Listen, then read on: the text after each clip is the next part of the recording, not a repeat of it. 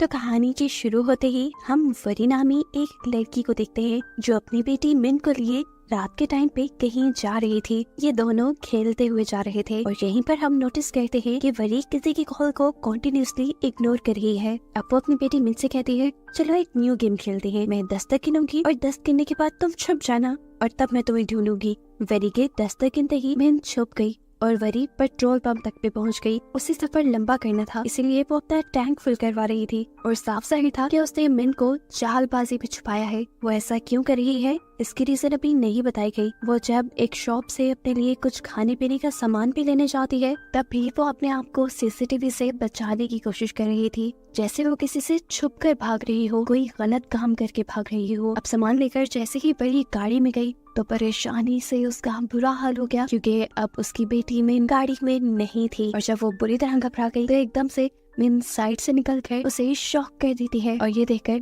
उसे सुकून मिलता है। वरी अब अपना सफर कंटिन्यू करती है। वरी बहुत ज्यादा लंबी ड्राइव कर चुकी थी, अब तो उसे नींद भी आ रही थी। इसी के चलते वो एक बुरे ट्रक से होने वाले एक्सीडेंट से भी बची, जिसके बाद उसने फैसला किया कि वो गाड़ी को साइड पे लगा कर थोड़ी देर सो जाएगी और फिर उठ के सफर कंटिन्यू करेगी। सुबह उसकी आँख गाड़ी की विंडो पर होने वाली नॉक से खुली और अपने पास पुलिस को देखकर वो इस तरह घबरा गई जैसे पुलिस उसे पकड़ने आई हो, लेकिन ऐसा कुछ नहीं था। पुलिस ने उससे कहा, आपको यहाँ से चले जाना चाहिए, ये इलाका सेफ नहीं, यहाँ पर डाकू आते हैं। आपकी किस्मत अच्छी थी कि आपके साथ ऐसा कुछ नहीं हुआ। पुलिस की बात मानते हुए वो वहाँ से चली जाती है, लेकिन जाते हुए उसने इस चीज का जरूर ख्याल रखा कि पुलिस वाला ना उसका पीछा कर रहा था, ना उस पर नजर रखे हुए था। फाइनली अब वो अपनी मॉम के घर पहुँच गई, जो एक वीरान सुनसान इलाके में था। जहाँ आकर वरी मिन को लिए अपने रूम में चली जाती है, जहाँ वो बचपन में रहा करती थी। वरी दिखाती है कि उसकी मॉम ने उसकी हाइट नापने के लिए यहाँ पर एक मार्क लगाया हुआ था। मिन भी जब उस मार्क के ऊपर खड़ी हुई तो वो भी उतने ही कद की थी। जिसके बाद ये लोग अपने कामों पे लग गए और यहाँ सीक्रेटली हमें दिखाया गया कि वरी के बैग में एक रिवॉल्वर भी है। अचानक उनके दरवाजे पे होने वाली नॉक वरी को चौंका देती है और वो बड़े ही डरते हुए दरवाजे पर चेक करने के लिए जाती है।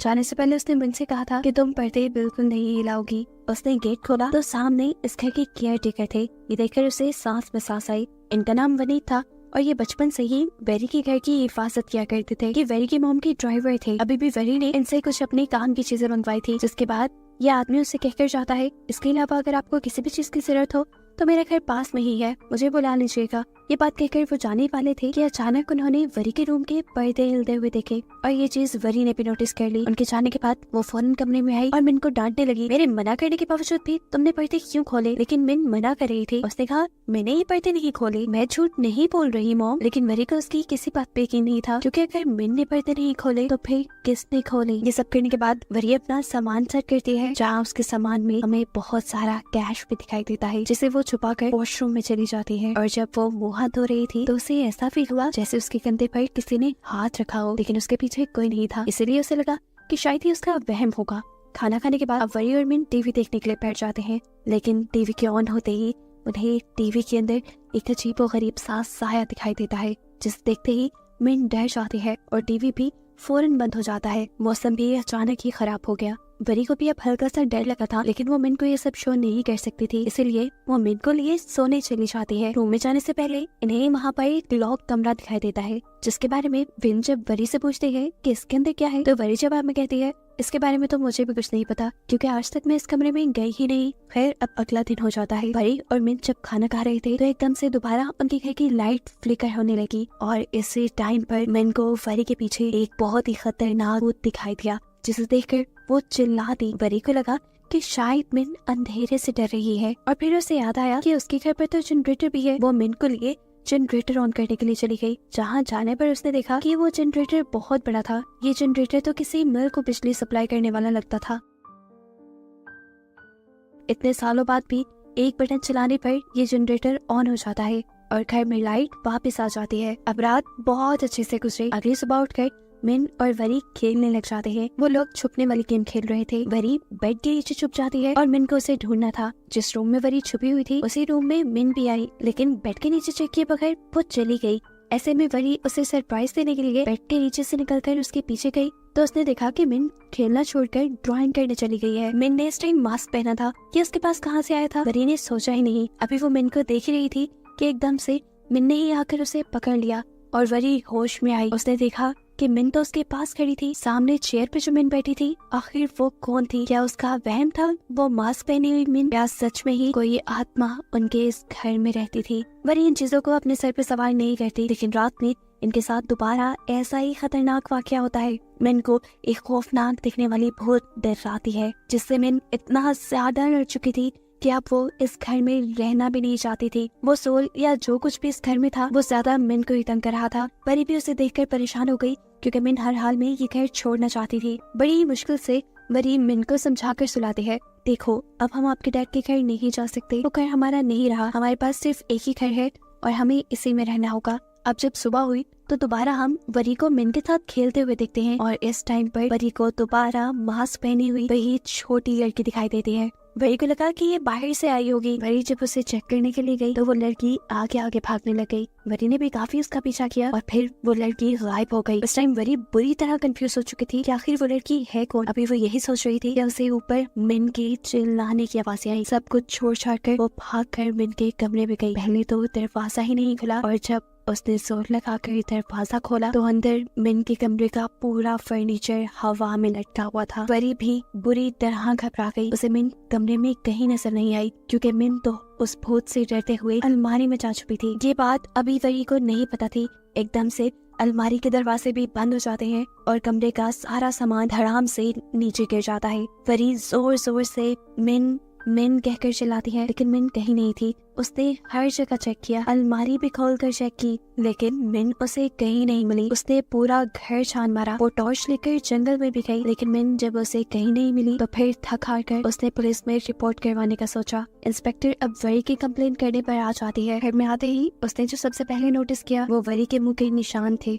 घर की एंट्रेंस की टाइल टूटी हुई थी। ऊपर जब वो देखती है तो ऊपर का शेडियर भी टूटा हुआ था। ऐसा लग रहा था कि जैसे शेडियर के गिरने से ही ये टाइल्स टूटी होंगी। वो अब वरी से ही इन्वेस्टिगेशन शुरू कर देती है। तब वरी उसे रात में होने वाली सारी चीजें बताती है कि कैसे एक बच्ची उसे नजर आई, और जब वो उस बच्ची का पीछा करने गई तो बाद में कमरे में आने पर मिन गायब थी और मिन के रूम का सारा फर्नीचर हवा में था। इंस्पेक्टर को वरी की इस कहानी पे बिल्कुल यकीन नहीं था। ऐसा कैसे हो सकता था कि बिना वजह रूम का फर्नीचर हवा में खड़ा हो जाए। उसे वरी की बातों में कहीं ना कहीं झोल लग रहा था। वो अब वरी के हस्बैंड यानी मिन के डैड के बारे में सवाल करती है, और वरी झूठ बोल देती है कि मैंने काफी सालों पहले उसे छोड़ दिया है। वरी से सारे सवाल जवाब पूछने और मिन का कमरा देखने के बाद वो इंस्पेक्टर अब वरी से मिन की फोटो मांगती है, ताकि वो लोग कार्रवाई को आगे बढ़ा सके। लेकिन वरी के पास मिन की कोई फोटो नहीं थी, क्योंकि सब फोटोज पुराने मोबाइल में थी जो उसने आते ही गिरा दिया था। और हैरानी की बात ये थी कि वरी किसी वजह से सोशल मीडिया भी यूज नहीं करती थी, ऐसे मिन का फोटो वहाँ से भी नहीं मिलने वाला था। अब इंस्पेक्टर ने जितने सबूत हो सकते थे इकट्ठा करवाए, लेकिन ये सारे सबूत इस बात के लिए काफी नहीं थे कि मिन वरी के साथ यहाँ रहती थी। अब घर के बाहर पुलिस में खड़ी देखकर वनी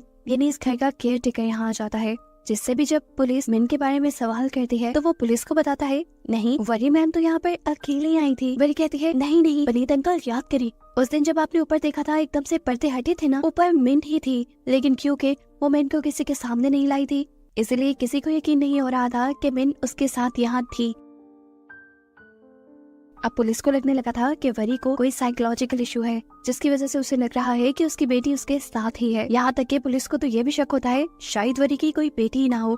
अब इंस्पेक्टर को वनीत और वरी की बातों से पता चला था कि वरी काफी सालों बाद यहाँ आई थी। वो वरी से पूछती है, अच्छा तो बताइए कि आप आई कहाँ से है? इस टाइम वो झूठ नहीं बोलती और सच बता देती है कि वो पिछले ही हफ्ते बैंकॉक से आई है। वो किस रास्ते से आई, रास्ते में कहाँ रुकी, वो सारी डिटेल्स इंस्पेक्टर को देती है कि किसी भी चीज की मदद से वो सिर्फ मिन को ढूंढ लाए। इंस्पेक्टर उसकी बात मानते हुए इन्वेस्टिगेशन शुरू कर देती है और उसके बताए रास्तों की सीसीटीवी फुटेज चेक करवाती है, लेकिन किसी भी सीसीटीवी फुटेज में मिन थी ही नहीं, जैसा कि हमने शुरू में देखा था कि वो खुद मिन को सीसीटीवी से छुपा रही थी। अब सारा मामला समझने के बाद इंस्पेक्टर को यही लगा कि मिन शायद इस दुनिया में एग्जिस्ट ही नहीं करती, इसीलिए वो मिन के गायब होने की रिपोर्ट नहीं लिखते।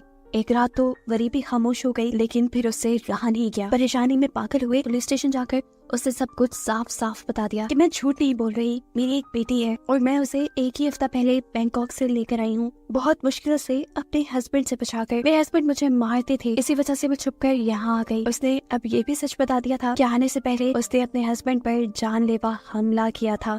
अपने हस्बैंड पर उसने गोली चलाई थी और ये बताते हुए वो रो पड़ी क्योंकि अब वो भी मुलजिम थी, पुलिस उसके ऊपर भी केस बना सकती थी। यहाँ पर वरी पुलिस से भी कहती है मुझे शक है कि मेरे हस्बैंड ने ही मिन को कहीं गायब किया होगा, वो बहुत पावरफुल है, वो जर्नल है। पुलिस वालों को इंसिस्ट करने पर वरी अब अपने हस्बैंड को कॉल मिलाती है और गुस्से में उसे डांटने लग जाती है कि मैं जानती हूँ तुमने ही मिन को किडनैप करवाया है, अगर तुम्हें पता है मेरी बेटी के बारे में तो मुझे बता दो। लेकिन जवाब में उसका हस्बैंड कहता है पागल तो नहीं हो गई, मैं तो ये भी नहीं जानती कि तुम भाग कर गई कहाँ पर, मैं मिन को कहाँ से किडनैप करवाऊंगा और क्या हुआ है मेरी बेटी को। ऐसे बहसबाजी देखने पर इंस्पेक्टर ने वरी के हाथ से फोन ले लिया और खुद वरी के हस्बैंड से बात करने लगी। उसको सारा मामला बताया कि कैसे वरी गायब हुई है। इंस्पेक्टर उसके डैड से कुछ फोटोज मंगवाती है मिन की और अब फाइनली रिपोर्ट फाइल होकर मिन को ढूंढने की कार्रवाई शुरू हो जाती है। वरी के अंकल वनी, पुलिस इंस्पेक्टर, बहुत सारी पुलिस फोर्स और गांव वालों के साथ वरी खुद जंगल के अंदर जाते हैं, लेकिन घंटों की छानबीन करने के बावजूद उन्हें मिन वहाँ कहीं नहीं मिलती। थका कर इंस्पेक्टर वरी को लेकर वापस आने लगते हैं।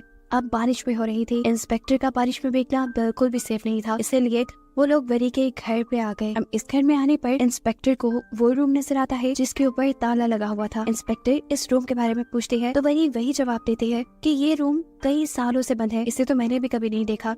इसके अलावा मैंने सारे कमरे 10 बार चेक किए हैं लेकिन मिन कहीं नहीं है। पुलिस इंस्पेक्टर उसकी बातों पे ज्यादा ध्यान ना देते हुए इस कमरे के ताले को तोड़ती है क्योंकि इसकी चाबी उनके पास नहीं थी। इसको खोलते ही पुलिस इंस्पेक्टर तो क्या वरी भी हैरान परेशान रह गई। ये दरवाजा एक सीक्रेट बेसमेंट तक जाता था। ये लोग दबे पांव उस बेसमेंट के अंदर जाने लगते हैं, इस चीज से अनजान कि वो रूह जो इन सब को तंग कर रही है वो इस वक्त ठीक इन दोनों के पीछे है, जिसे मूवी में दिखाया भी जाता है। इस बेसमेंट के अंदर बहुत सारी मशीनरी लगी हुई थी और एक कैबिन भी बना हुआ था कांच का, जिसे देखकर इंस्पेक्टर तो समझ गई कि ये किसी किस्म की लैब है और यहाँ पर एक्सपेरिमेंट्स होते रहे हैं। लेकिन वरी सच में इन चीजों के बारे में नहीं जानती थी। मिरर के कैबिन के ठीक ऊपर ब्लैक कलर का गोल सर्कल बना हुआ था, जैसे किसी चीज के जलने की वजह से बना हो, लेकिन शॉर्ट सर्किट की वजह से इतना प्रॉपर गोल सर्कल बनना पॉसिबल नहीं था। ये लोग जब चेक करते हैं तो इसी बेसमेंट के ठीक ऊपर वाले रूम में फ्लोर पर भी ऐसा ही सर्कल था और इससे ऊपर जो रूम था वरी का, वहाँ के फ्लोर पे भी सेम ऐसा ही ब्लैक सर्कल था और ऊपर वाले होल के ऊपर वही अलमारी थी जिसके अंदर से मिन गायब हुई थी। इन चीजों को देख और सुनकर तो फोरेंसिक वाले भी बहुत हैरान थे। बहुत सी कोशिशों के बावजूद भी इन लोगों को मिन कहीं नहीं मिलती और नाचार इंस्पेक्टर को वरी को ये कहना पड़ता है कि उन्हें मिन कहीं नहीं मिली और ना ही मिन के मिलने की उन्हें कोई उम्मीद है। उदास परेशान वरी उन्हें कुछ भी ना कह सकी और अपने घर रुक गई। इंस्पेक्टर वगैरह सब चले गए और रात भी हो गई। वो जैसे ही अपने बिस्तर पर सोने के लिए लेटी तो उसे फील हुआ जैसे कोई इसके घर में घुस आया है। ये मिन भी तो हो सकती थी या कोई और। वो डर कर इंस्पेक्टर को कॉल कर देती है कि कोई इसके घर में घुस आया है और फिर अपने हाथ में गन लिए आहिस्ता आहिस्ता चेक करने के लिए जाती है। करीब आकर वरी ने देखा कि छोटी बच्ची जो मिन ही लग रही है वो 1 से 20 तक लेकर गिनती गिन रही है।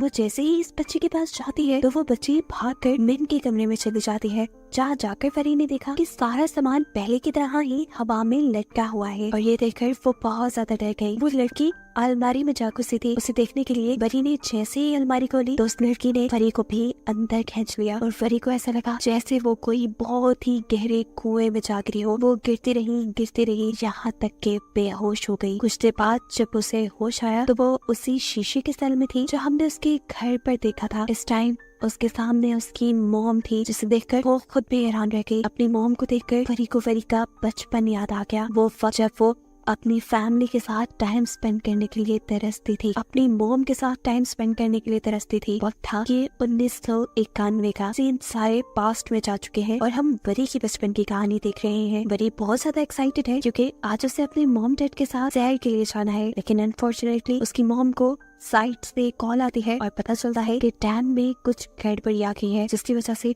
उसे फौरन ही डैम के लिए निकलना पड़ जाता है और आज भी वरी का प्लान कैंसिल हो जाता है। यहाँ पर हमें रिवील होता है कि वरी की मॉम एक इंजीनियर थी। इन लोगों की बातों से यहाँ हमें पता चलता है कि ये लोग यहाँ पर जो कुछ भी बना रहे थे या कर रहे थे उसमें पिछली 35 बार से ये लोग नाकाम हो चुके हैं।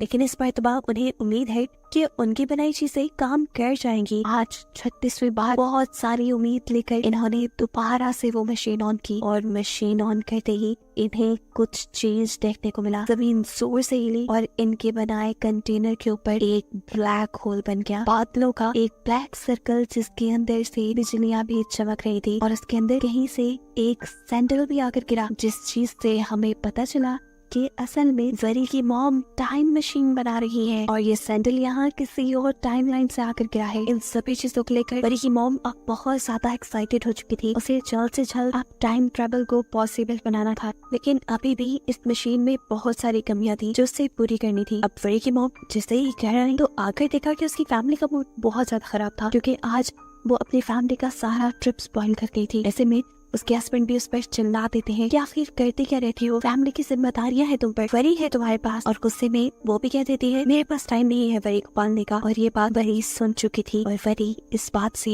अंदर तक टूट गई। अपनी इस बात का खमियाजा भुगतने के लिए अगले दिन वरी की मॉम ने वरी के साथ दोबारा ट्रिप प्लान किया, लेकिन रास्ते में भी उसका सारा ध्यान अपने टाइम मशीन वाले एक्सपेरिमेंट पर था। एक मरतबा फिर इसी चीज को लेकर उसकी और उसके हस्बैंड के दरमियान में बहस हो गई। बहस इतनी बढ़ गई कि गुस्से में वरी की मॉम ने खुद स्टीयरिंग व्हील पकड़कर गाड़ी साइड पे लगाई और गाड़ी से उतर गई। वरी पीछे से कहती रह गई मॉम मत जाए वहाँ पर, लेकिन वरी की मॉम ने एक नहीं सुनी और एकदम से पीछे से एक ट्रक ने आकर वरी और उसके डैड की कार को हिट कर दिया। वो दोनों मारे गए। यानी यहाँ पर एक सबसे बड़ा ट्विस्ट ये रिवील होता है कि मूवी की जिस मेन कैरेक्टर वरी को हम देख रहे थे वो तो आज से कई साल पहले यानी 1991 में ही मारी गई थी। तो अब कौन सी वरी थी ये दिन था 14 मार्च 1991 का। वरी की मॉम को इस हादसे ने पागल बना दिया था। अब वो हर रोज दिन रात यही डेट बार बार बोलती रहती थी। उनका बस नहीं चलता था कि किसी तरह वो टाइम में पीछे जाए और 14 मार्च के उस दिन को ठीक कर दे, उस हादसे को रोक ले जिस दिन उसकी बेटी और उसके हस्बैंड उससे बिछड़ गए थे। सालों गुजर गए, वरी की मॉम इस दुख से बाहर नहीं निकल पाई। हालांकि उन्होंने साइकियाट्रिस्ट की भी हेल्प ली, लेकिन उन्होंने अपने आप को अपने हस्बैंड और बेटे का कातिल मान लिया था। यहाँ तक कि ये नौबत भी आ गई कि वरी की मॉम ने सुसाइड करने की सोची और ठीक जिस टाइम वो डैम में जंप करने के लिए गई तो एकदम से डैम के अंदर एक वार्म होल बन गया, जिसे देखकर वो बुरी तरह घबरा गई और उनका सैंडल उस वार्म होल के अंदर गिर गया,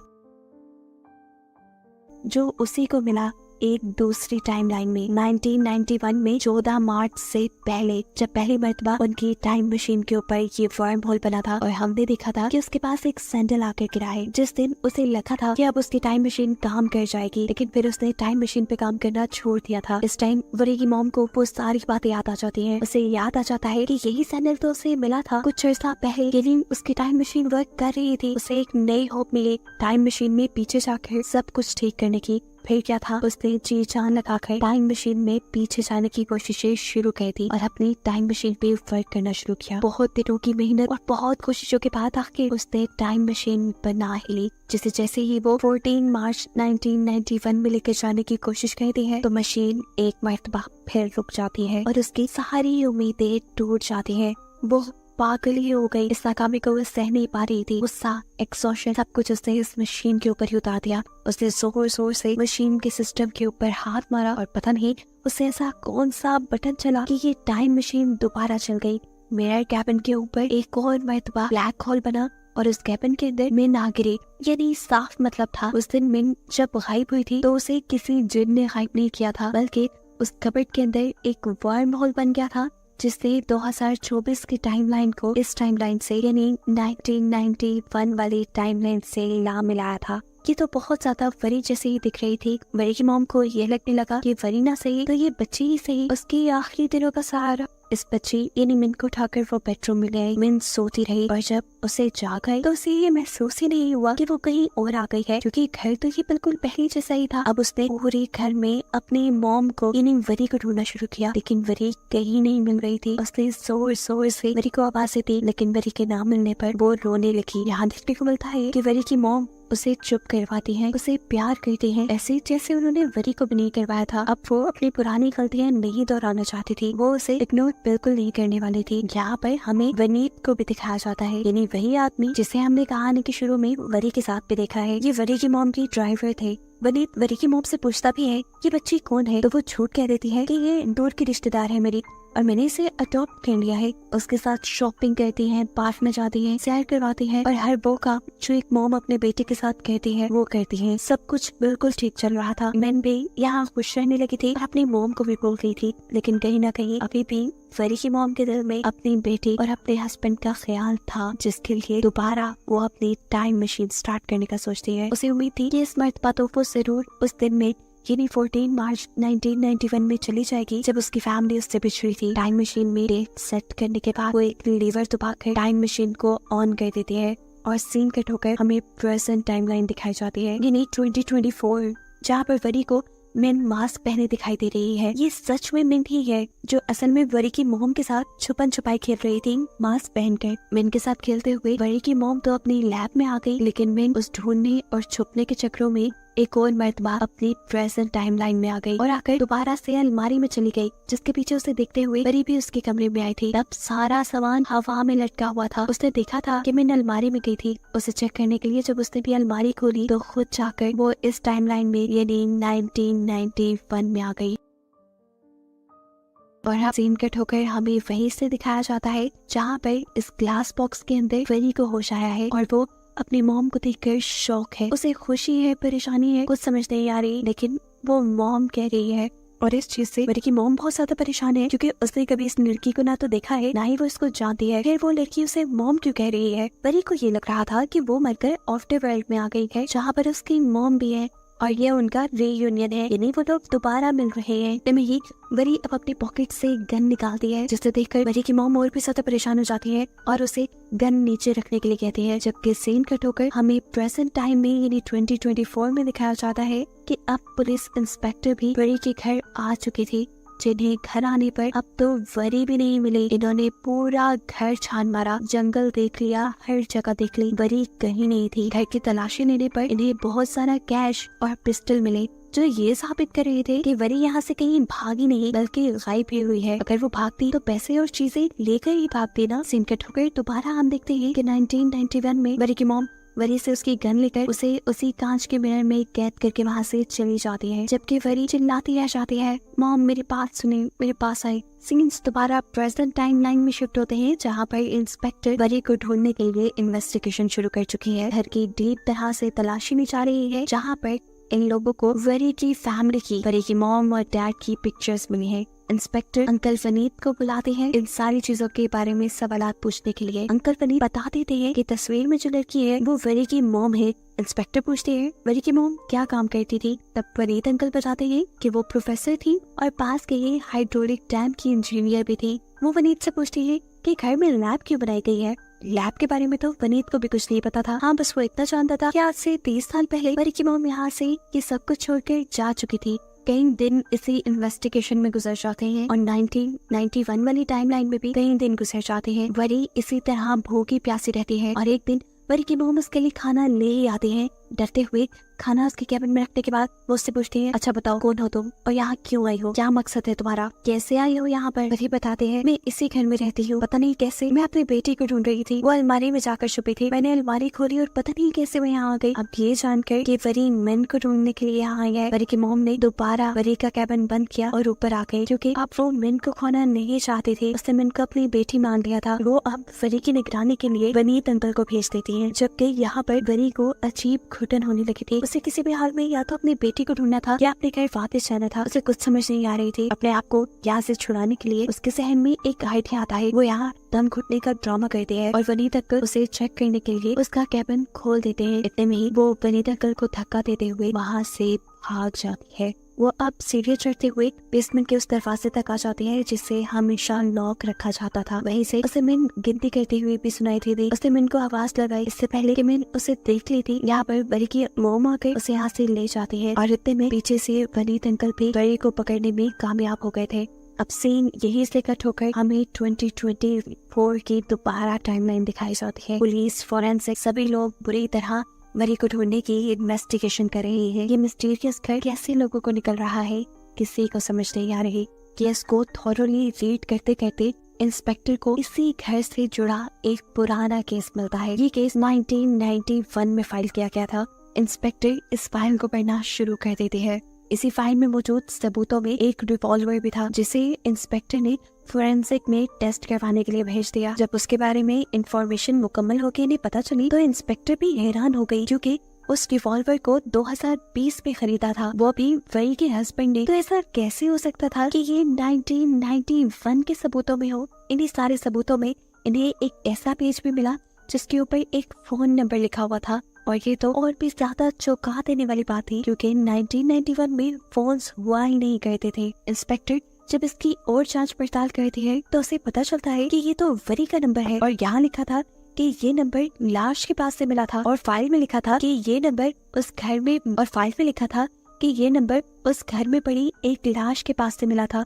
इतनी सारी चीजें जानने के बाद इंस्पेक्टर समझ गई कि वरी ही खुद टाइमलाइन में पीछे जा चुकी है, इसलिए तो उसका रिवॉल्वर भी 1991 वाले सबूतों में था, और उसका फोन नंबर भी। अब उसे ये भी पता था कि 1991 में वो मर चुकी है। ये जानकर वो और भी ज्यादा टेंशन में आ जाती है और किसी तरह 1991 में वरी को बचाने की कोशिश में लग जाती है। ऐसा वो कैसे करेगी ये भी उसे मालूम नहीं था। सीन कट होकर अब हमें 1991 टाइमलाइन का सीन दिखाया जाता है, जहाँ पर वरी की मॉम ने वनीत अंकल को सख्त इंस्ट्रक्शन दी थी कि लड़की किसी तरह इस कैबिन से बाहर न निकले। वो भी उसकी निगरानी में बैठे थे, बहुत बोर हो रहे थे तो उन्होंने रेडियो चला लिया। न्यूज कास्टर ने आज की डेट बताते हुए अपना प्रोग्राम शुरू किया। डेट थी 24 नवंबर 1991। ये सुनकर बड़ी बुरी तरह चौंक गई।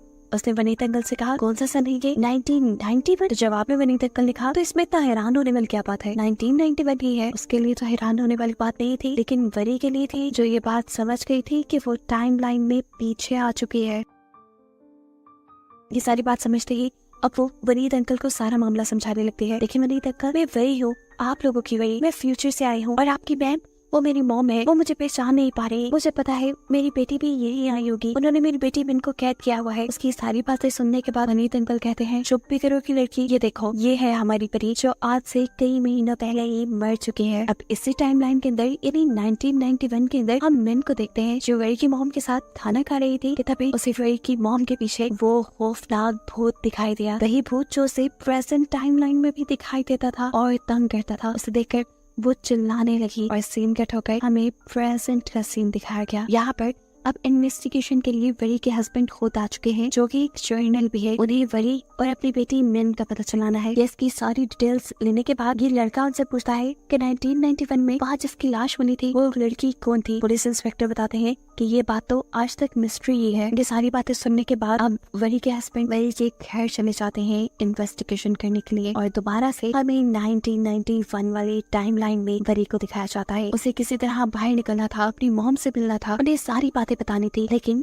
ये वनीत अंकल कुछ करने ही नहीं दे रहे थे। उसकी बातों से पक पक से अब वो तंग आ गए। ये सारी बातों का यकीन दिलाने के लिए वो बार बार बोल बोल के अपनी बातें समझाने की कोशिश करती है, लेकिन वनीत अंकल की बक बक से तंग आ जाते हैं और उसका कैबिन लॉक करते हुए बेसमेंट से बाहर आकर पहरा देने लगते हैं। और इस टाइम पर वरी को गुस्सा आ जाता है। अपने इस गुस्से में, इस जुनून में वो जैसे पागल हो जाती है और अपने कैबिन का कांच ही तोड़ डालती है। इस चीज का अंदाजा जैसे ही वनीत अंकल को हुआ, वो भी फौरन उसे पकड़ने के लिए बेसमेंट के अंदर आई, उसी की गन लिए हुए। लेकिन इससे पहले कि वो ये गन चला देते, वरी एकदम से उनके ऊपर ही हमला कर देती है और उन्हें नीचे गिराकर जमीन पे पड़ा हुआ कांच उनकी आंख में छुपा लेती है, यानी आंख में स्टैब कर देती है, जिससे उनकी आंख पूरी तरह फट गई। और 2024 में आज तक उनकी आंख पे ये निशान देखा जा सकता है। वरी उनको मार भी सकती थी, लेकिन उसने नहीं मारा, क्योंकि उसे वनीत अंकल से काफी लगाव था। वो अब बेसमेंट से बाहर निकल आई अपनी बेटी यानी मिन को ढूंढने के लिए। थोड़ा बहुत ढूंढने के बाद उसे मिन एक कमरे में सोई हुई मिल भी गई, जिसे देखकर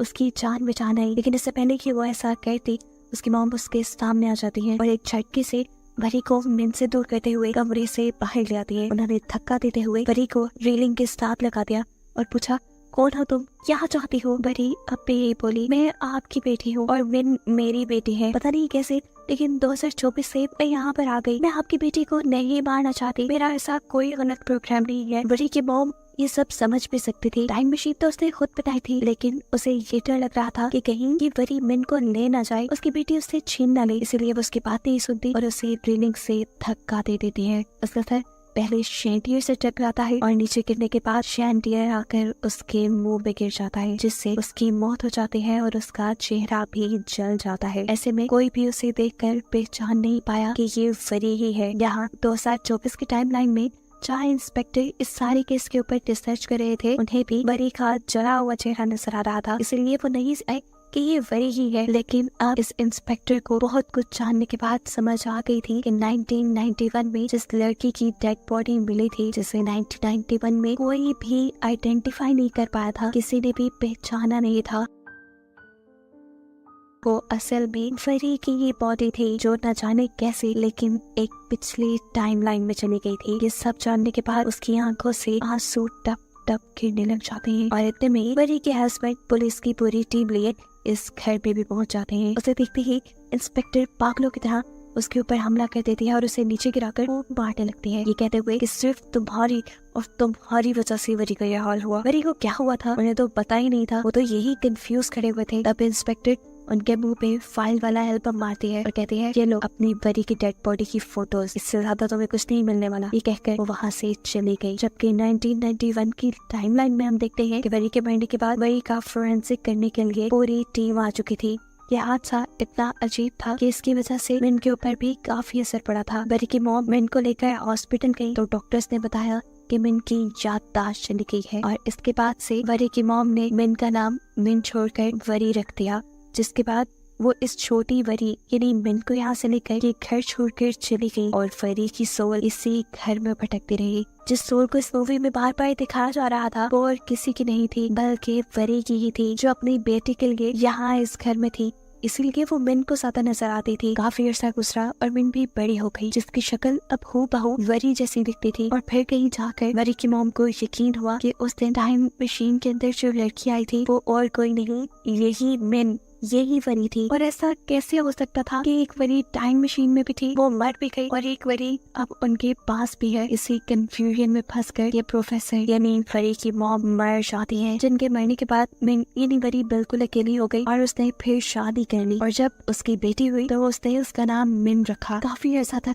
उनकी लाइफ काफी अच्छी रही, लेकिन आहिस्ता आहिस्ता उनकी लाइफ भी अजीब होने लगी। लाइफ में हजारों मसले आ गए। उसका हस्बैंड जो कि एक जर्नल था वो उस पर रोब जमाया करता था, उसे मारता था, कहीं जाने नहीं देता था। और इस सबसे तंग आकर एक दिन वरी ने अपने ही हस्बैंड की गन उठाई और उसके ऊपर हमला करके इस घर से भाग आई। लेकिन कहानी में ट्विस्ट ये निकला कि जो हमला उसने अपने हस्बैंड पे किया था उसका असर उसके हस्बैंड पे नहीं हुआ था, बल्कि गोली जाकर साथ अलमारी में लगी थी जिसके अंदर पहले से ही मिन थी। लेकिन मिन भी बच गई थी, जिसके बाद वो मिन को लेकर अपनी इस घर में ले आई, यानी अपने मॉम के घर। और फिर ये सब शुरू हो गया जो हमें दिखाया गया। साफ मतलब है कि ये सब एक लूप में चल रहा है, ये कभी खत्म नहीं होगा। बार बार ही मिन यहाँ इस घर में आएगी, बार बार ही वो पुरानी टाइमलाइन में जाएगी, मरेगी और दूसरी मिन बड़ी होकर यहाँ आएगी और ये सब ऐसे ही चलता रहेगा। और बस इसी को दिखाते हुए ये कहानी यहाँ खत्म हो जाती है।